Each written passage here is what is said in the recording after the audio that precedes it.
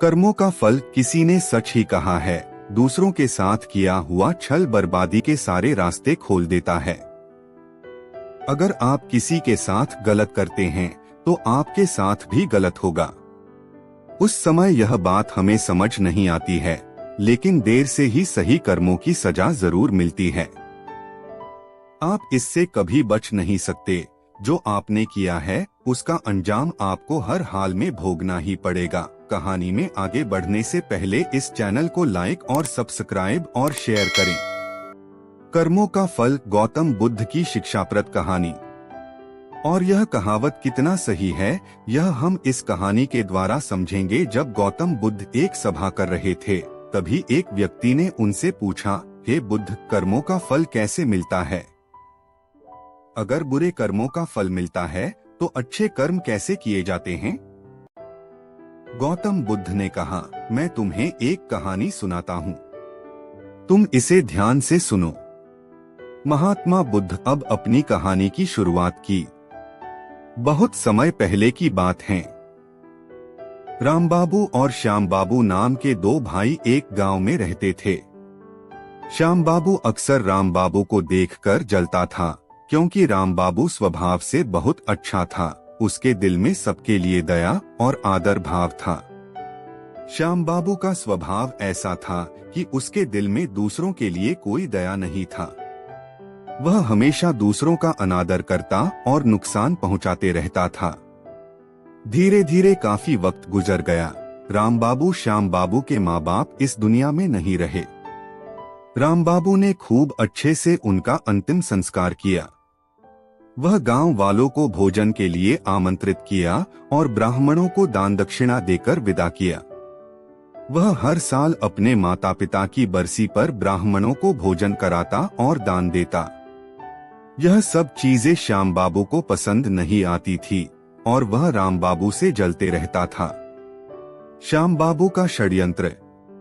एक बार अपने माता पिता की बरसी पर राम बाबू ने अपने राज्य के राजा को आदर सत्कार के साथ बुलाया और राजा के सामने ब्राह्मणों और पूरे गांव को खाना खिलाया।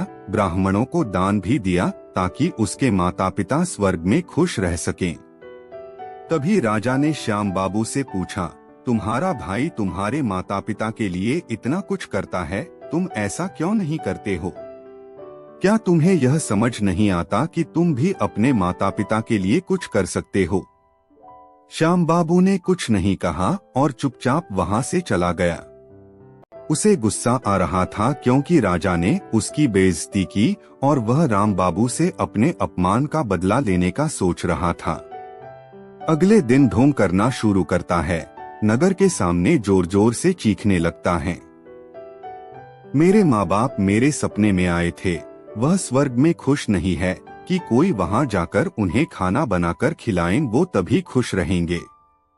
उन्होंने मुझसे सपने में कहा था, राम बाबू को मेरे पास भेज दो, वह उनकी बहुत सेवा करता है, वह इसके साथ बहुत खुश रहेंगे। राजा कहते हैं, यह तो अच्छी बात, लेकिन इसके लिए तो राम बाबू को मरना पड़ेगा। राम बाबू की बुद्धिमत्ता। राम बाबू को यह सब समझ आ गया था कि यह सब केवल उसे फंसाने की चाल है, लेकिन वह फिर भी कहता है, चलो इस बहाने सेवा करता हूँ, और उसने मरने के लिए तैयारी करना शुरू कर दी। वह राजा से कहता है, महाराज, आप अगले दिन नदी किनारे एक नाव का बंदोबस्त कराएं। मैं नाव से कूदकर नदी में अपनी जान दे दूंगा और फिर स्वर्ग में जाकर अपनी माँ बाप की सेवा करूंगा। राजा ने कहा, ठीक है, अगले दिन इन सभी चीजों की व्यवस्था कर दिया जाएगा। राम बाबू नदी में कूद जाता है और सारे गांव वालों को पता चल जाता है कि राम बाबू अब इस दुनिया में नहीं है। अब वह स्वर्ग की ओर चला गया है, माता पिता की सेवा करने के लिए। श्याम बाबू बहुत खुश था कि उसका इकलौता भाई दुनिया में नहीं रहा। जो भी जमीन है अब वह सब मेरा है, मैं ही इसका मालिक बनूंगा। धीरे धीरे काफी दिन गुजर चले। एक दिन अचानक से राजा के दरबार के बाहर राम बाबू बैठा होता है और जोर जोर से रो रहा होता है। राजा के सिपाही उसे दरबार में ले जाते हैं और पूछते हैं, यह चमत्कार कैसे हुआ? तुम जिंदा कैसे हो? तब राम बाबू बताता है, मैं स्वर्ग में गया था।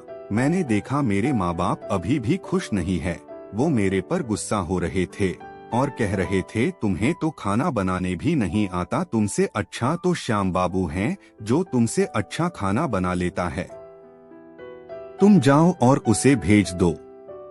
राजा श्याम बाबू को बुलाते हैं और सारी बातें बता देते हैं और कहते हैं, तुम्हारे भाई ने माता पिता के लिए इतना त्याग किया है, अब तुम्हारी बारी है। क्या तुम उनके लिए ऐसा कुछ नहीं कर सकते? श्याम बाबू को ना चाहते हुए भी ये सब करना ही पड़ता है। अगले दिन फिर से सारी तैयारी किया जाता है। श्याम बाबू घर आकर सोचता है, मैं वहां जाऊंगा ही नहीं, अगले दिन शहर छोड़कर कहीं चला जाऊंगा। फिर राम बाबू ने राजा को सारा सच बताया। वास्तव में वह जिंदा कैसे बचा? उसने पहले ही मछुआरे से बात कर ली थी जिससे उसकी जान बची और वह 1 महीने तक नगर से दूर रहा था। फिर सही समय पर राज्य में लौट आया। वह यह सब केवल इसलिए किया क्योंकि वह श्याम बाबू को एक सबक सिखाना चाहता था। इधर श्याम बाबू शहर छोड़कर जाने का योजना बना चुका था। अपने योजना के अनुसार वह रात के अंधेरे में ही घर छोड़कर भाग जाता है। वह घर छोड़कर कुछ दूर गया ही था कि तभी राजा के 2 सैनिकों की नजर उस पर पड़ती है और उसे रोकने की प्रयत्न करते हैं। श्याम बाबू और सैनिकों के मध्य हाथापाई और लड़ाई शुरू हो जाती है। श्याम बाबू गुस्से में आकर एक सैनिक के सिर पर पत्थर से मारता है। सिर पर चोट लगने से उसकी मौत हो जाती है। श्याम बाबू के बुरे कर्मों का बुरा फल। यह सारी बातें जब राजा को पता चलती हैं, वह श्याम बाबू को माफ करने वाले ही थे। अब वह और गुस्सा हो जाते हैं श्याम बाबू पर और क्रोध में आकर मृत्युदंड सुना देते हैं। अगली सुबह उसे नाव से धक्का देकर मारने का आदेश जारी कर दिया जाता है। उसको उस आखिरी समय पर अपनी गलती का एहसास होता है कि जिंदगी के अंतिम वक्त में भी उसने लोगों का बुरा ही किया।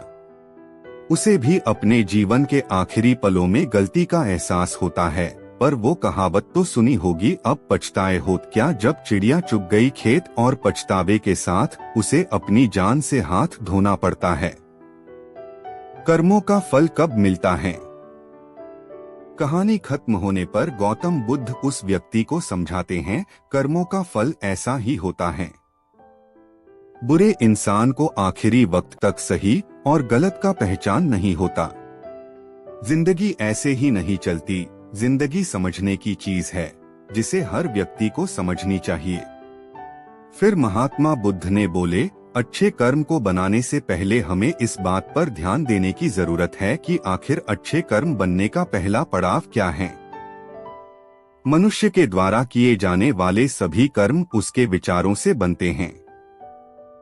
हमारी सकारात्मक या नकारात्मक सोच विचारों को जन्म देती हैं और वही विचार कर्म बनाते हैं। इस तरह सोच सकारात्मक होने पर ही अच्छे कर्मों का निर्माण हो सकता है।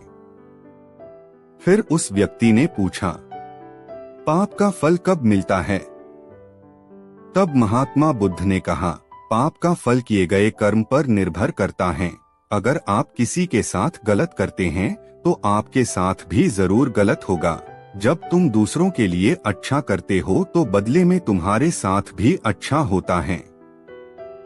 जब तुम किसी दूसरे का बुरा करते हो और तुम्हें लगता है कि तुम्हारे साथ बुरा नहीं होगा, यह भी हो सकता है उस वक्त तुम्हारे साथ कुछ बुरा ना भी हो, लेकिन कभी न कभी इसका हर्जाना तुम्हें भुगतना ही पड़ता है। इसलिए तुम्हें किसी के साथ बुरा करने का कोई अधिकार नहीं है, क्योंकि कर्मों का फल कभी न कभी मिलता जरूर है।